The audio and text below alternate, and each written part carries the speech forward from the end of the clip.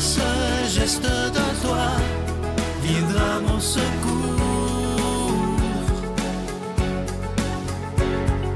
Viens semer dans mon âme le grain de l'amour. Je traverse un désert et je meurs de soif. Montre-moi le mystère qui garde la foi. Bonjour, bienvenue à votre émission La Victoire de l'amour en ce jeudi 25 août 2022. J'espère que vous allez bien chez vous. Tout de suite, on rejoint pour sa chronique Simon Lessard et à l'homélie, ce sera le père Michel Marie en direct de Paris.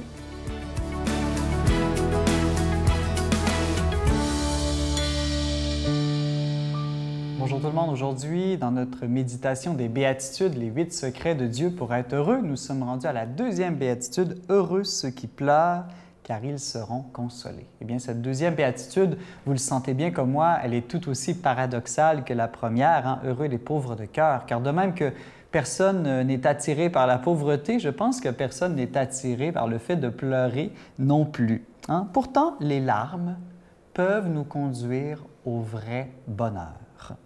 Mais pleurer, attention, ce n'est pas tout à fait la même chose que la tristesse. La preuve, c'est que parfois, on peut même pleurer de joie. Il faut faire bien attention, par contre. Ce ne sont pas toutes les larmes qui peuvent nous conduire au vrai bonheur. Ce sont surtout deux types de larmes. Les premières, elles s'appellent les larmes de contrition et les deuxièmes, les larmes de compassion. Commençons avec les premières, les larmes de contrition. Qu'est-ce que c'est? Bien, les larmes de contrition, c'est lorsqu'on s'attriste d'avoir soi-même commis le mal, lorsqu'on regrette des péchés, toutes sortes d'injustices qu'on aurait pu commettre envers soi, envers les autres, envers Dieu, envers la création même. Et voilà, lorsque nous avons ces larmes de contrition, nous vivons une grâce de conversion. Au fond, ces larmes de contrition, qu'est-ce qu'elles font en nous? Elles nous détournent de faux bonheur pour nous retourner vers le vrai bonheur. Elles nous détournent du mal pour nous tourner vers le bien. Donc vraiment, c'est une bonne nouvelle que ces larmes de contrition, c'est les larmes, par exemple, que Pierre a vécues lorsqu'il a renié son ami Jésus. Mais attention, comme dit la béatitude, hein, ils seront consolés. Donc Pierre, après, a été consolé par Jésus qui l'a pardonné. Donc on pourrait dire que Pierre a pleuré deux fois quand il a pris conscience qu'il avait renié Jésus, mais aussi lorsqu'il a été pardonné par Jésus, il a encore eu des larmes, mais cette fois des larmes de joie d'avoir goûté de nouveau à l'amour de Jésus. Le deuxième type de larmes, les larmes de compassion, eh bien, ce sont des larmes qu'on a lorsqu'on s'attriste du malheur des autres. Alors, on pourrait dire que dans les premières, les larmes de contrition, on s'attristait d'avoir mal aimé ou pas assez aimé. Mais ici, ce sont vraiment des larmes d'amour. Pourquoi? Parce qu'on s'attriste seulement du malheur des autres si on les aime. Parce que l'amour fait qu'on est un avec l'autre et on sent son malheur comme si c'était notre propre malheur. Et ces larmes de compassion, elles nous poussent à l'action, elles nous poussent à agir, à tout faire pour aider l'autre à devenir heureux, pour chasser toutes les causes de son malheur. Donc, ce sont vraiment des larmes qui nous poussent dans une grâce de communion, de solidarité avec les autres. Et voilà ce que nous dit un peu cette béatitude. Elle nous dit qu'un des grands secrets du bonheur, c'est d'être liés les uns aux autres. Parce que les gens qui sont seuls, isolés, eh bien, ils ne pleurent jamais ou rarement. Ils ne s'attristent ni de leur propre malheur, ni du malheur des autres. Ils ont comme le cœur dur. Mais lorsqu'on est vraiment en communion d'amour, liés les uns aux autres, eh bien, notre cœur, il devient tendre. Et si on blesse l'amour nous-mêmes, eh bien, on s'en attriste, on pleure. Ou si d'autres blessent la communion, eh bien, de même chose, ça nous attriste aussi pour eux.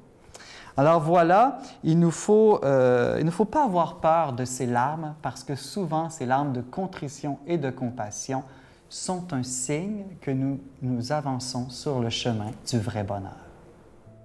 Notre Père qui es aux cieux, que ton nom soit sanctifié, que ton règne vienne, que ta volonté soit faite sur la terre comme au ciel. Donne-nous aujourd'hui notre pain de ce jour. Pardonne-nous nos offenses, comme nous pardonnons aussi à ceux qui nous ont offensés. Et ne nous laisse pas entrer en tentation, mais délivre-nous du mal, car c'est à toi qu'appartiennent le règne, la puissance et la gloire pour les siècles des siècles. Amen. Mon Père, je m'abandonne à toi. Fais de moi ce qu'il te plaira. Quoi que tu fasses de moi, je te remercie. Je suis prête à tout, j'accepte tout, pourvu que ta volonté se fasse en moi, en toutes les créatures. Je ne désire rien d'autre, mon Dieu. Je remets mon âme entre tes mains. Je te la donne, mon Dieu, avec tout l'amour de mon cœur, parce que je t'aime, et que ce m'est un besoin d'amour de me donner, de me remettre entre tes mains, sans mesure, avec une infinie confiance, car tu es mon Père. Encore une fois, je vous rappelle qu'il n'y aura pas de cadeau du mois pour ce mois d'août. Je vous dis depuis quelques semaines qu'on vit présentement des moments difficiles dans l'humanité. Ça nous touche, évidemment, la victoire de l'amour. Ça vous touche, vous aussi. On parle encore de COVID, on parle de la guerre en Ukraine, on parle d'inflation, d'une possible récession. Fait que tout ça fait qu'à un moment donné, c'est très difficile au niveau des dons, mais vous me connaissez de toute façon depuis bientôt 28 ans, c'est pas vrai que je vais baisser les bras. Ça, pas du tout. On est des milliers de personnes à croire en l'importance de faire de Jésus la priorité des priorités. Et moi, je compte sur vous pour faire un don spécial en ce mois d'août, en ces moments plus difficiles, pour bien commencer la rentrée au mois de septembre. Je vous rappelle que, cependant, même s'il n'y a pas de cadeau du mois spécifique, Médaille miraculeuse toujours disponible, tous les cadeaux d'avant, livres de Geneviève, les livres que j'ai faits également, tout ce que vous voulez. Mais je sais qu'il y a beaucoup de gens qui voudront rien avoir, simplement faire un don pour que la parole de Dieu soit annoncée. Je vous donne l'adresse, la Victoire de l'amour, case postale 120, succursale Boucherville à Boucherville, le J4B 5E6. Je vous la redonne, la Victoire de l'amour, case postale 120, succursale Boucherville à Boucherville, le J4B 5E6. Également par téléphone, par carte de crédit du lundi au jeudi de 8h à 17h dans le 514-523-4433, 523-4433 ou sans frais le 1-888-811-9291, 1-888-811-9291 et aussi sur notre site Internet, le www.lavictoiredelamour.org. Je vais prendre le temps de vous dire des milliers de fois merci pour tout ce que vous ferez pour la victoire de l'amour, parce que je mets ma foi en ce Jésus qui est le maître de l'impossible et en vous qui êtes une grande famille pour nous autres.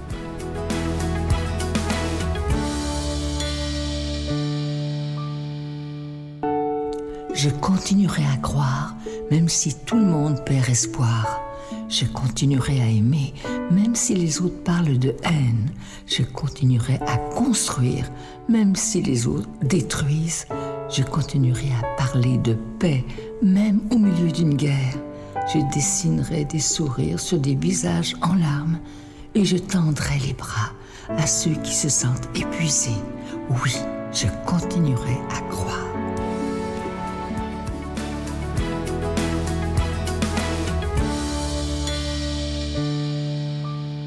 Pour vous, l'évangile de ce jour, ami que j'aime, évangile de Jésus-Christ selon saint Matthieu. En ce temps-là, Jésus disait à ses disciples, « Veillez, car vous ne savez pas quel jour votre Seigneur vient. Comprenez-le bien, si le maître de maison avait su à quelle heure de la nuit le voleur viendrait, il aurait veillé et n'aurait pas laissé percer le mur de sa maison. Tenez-vous donc prêts, vous aussi, c'est à l'heure où vous n'y penserez pas que le Fils de l'homme viendra. Que dire du serviteur fidèle et sensé, à qui le maître a confié la charge des gens de sa maison pour leur donner la nourriture en temps voulu. Heureux ce serviteur que son maître en arrivant trouvera en train d'agir ainsi. Amen, je vous le déclare, il l'établira sur tous ses biens. Mais si ce mauvais serviteur se dit en lui-même « Mon maître tarde » et il se met à frapper ses compagnons, s'il mange et boit avec les ivrognes, alors quand le maître viendra, le jour où son serviteur ne s'y attend pas et à l'heure qu'il ne connaît pas, il l'écartera et lui fera partager le sort des hypocrites. Là, il y aura des pleurs et des grincements de dents. Aujourd'hui, mes frères bien-aimés, le Christ nous délivre un enseignement majeur qu'il faut absolument graver en nos esprits et repasser en soi le plus souvent possible, car il s'agit de son retour. Et ce retour, eh bien, il peut surgir d'un moment à l'autre et donc il peut nous surprendre. Ce retour, il a deux visages. Le visage de la fin du monde, car un jour Jésus débarquera avec les anges pour achever le cours de l'histoire humaine et introduire toute l'humanité dans la terre nouvelle et les cieux nouveaux qu'il nous a promis. Et deuxième visage, le visage aussi de notre propre mort. et à chacun son tour, où là nous le verrons enfin et nous partagerons avec lui la joie des bienheureux, du moins je l'espère. Bien sûr, je prie pour vous, en espérant que cette vie présente sur la terre, qui est si belle, se continue encore et encore sur des années, pour que vous puissiez rendre heureux tous ceux qui vous entourent, car le voilà, le but de la vie, créer du bonheur autour de soi. Aujourd'hui, Jésus nous demande de ne pas perdre de vue ce dernier jour, où il nous cueillera comme un jardinier coupe une fleur, ou comme un voleur entre dans une maison. Et ce qu'il espère, eh bien, c'est nous trouver au travail de l'amour. Et dans ce cas, il nous ouvrira ses bras. En nous disant cela, Jésus est en train de sauver notre vie présente, et pas seulement notre éternité. Il ne veut pas qu'ici-bas nous nous comportions comme des égoïstes et des méchants, qui passent leur temps à juger les autres et à être durs avec eux. Le Christ éprouve une aversion absolue pour la méchanceté, pour la dureté de cœur, pour l'égoïsme. Tout cela est source de tension entre les hommes, et qui vit ainsi, en donnant prise à ces réalités, s'enlaidit et enlaidit l'humanité. Et oui, si nous passons notre vie à vivre pour nous-mêmes et à être durs avec les autres, nous aurons loupé notre parcours humain. Et si de plus, nous prétendons être chrétiens, nous sommes de sacrés hypocrites. Et ce n'est pas moi qui le dis, mais le Christ lui-même, qui promet des pleurs et des grincements de dents au dernier jour, à l'heure du bilan. Bien sûr, il ne s'agit pas de travailler au bien d'autrui en raison de la peur d'un éventuel châtiment, mais parce qu'on a compris que tout homme est mon frère, qu'il mérite mon estime, ma patience, mon amour. Puisque j'ai encore une minute, regardons les choses de près. Il y a plusieurs manières d'être méchant. En jugeant les autres, en les enfermant dans leurs fautes, en les insultant, en étant indifférent à leur sort, en abusant du pouvoir que l'on détient en raison d'une responsabilité reçue, en ne défendant pas l'infériorisé et même le coupable, qui ne peut être réduit à l'acte délictueux qu'il a posé et qui le condamne. Et il y a aussi plusieurs manières d'être égoïste, en ne pensant qu'à soi, bien sûr, à ses petits plans, à ses petits projets sans envergure, en se désintéressant du sort des autres, en vivant comme un rat qui ne partage jamais, qui compte sa monnaie à longueur de journée, qui ne dépense pas 2 € ou 2 $ pour faire plaisir à quelqu'un et qui fait passer devant les sentiments ses propres intérêts. Ces êtres-là doivent être corrigés pour leur plus grand bien, car ils sont en train de passer à côté de la vie et, comme à l'heure fatidique, dans leur cercueil, il n'y aura pas la carte bancaire. Il faut tenter de les réveiller en leur ouvrant les yeux du cœur et surtout leurs mains. En vérité, je vous le dis, cet évangile nous fait du bien à tous. Il nous recentre sur l'essentiel à vivre avant que notre corps s'immobilise dans la mort et que notre âme gambade de bonheur dans les jardins du ciel. Soyons tous bénis par notre Dieu, notre grand Dieu d'amour. Amen. Je vous salue Marie, pleine de grâce. Le Seigneur est avec vous. Vous êtes bénie entre toutes les femmes, et Jésus, le fruit de vos entrailles, est béni. Sainte Marie, Mère de Dieu, priez pour nous pécheurs, maintenant et à l'heure de notre mort.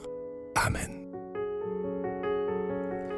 Aujourd'hui, je prie pour chacun de nous, parce que le plus difficile, souvent quand on veut apporter des changements pour nous-mêmes, pour notre monde, dans notre entourage, c'est de se mettre en marche. C'est le premier pas, hein? C'est l'impulsion. Des fois, on a les 2 pieds dans le ciment.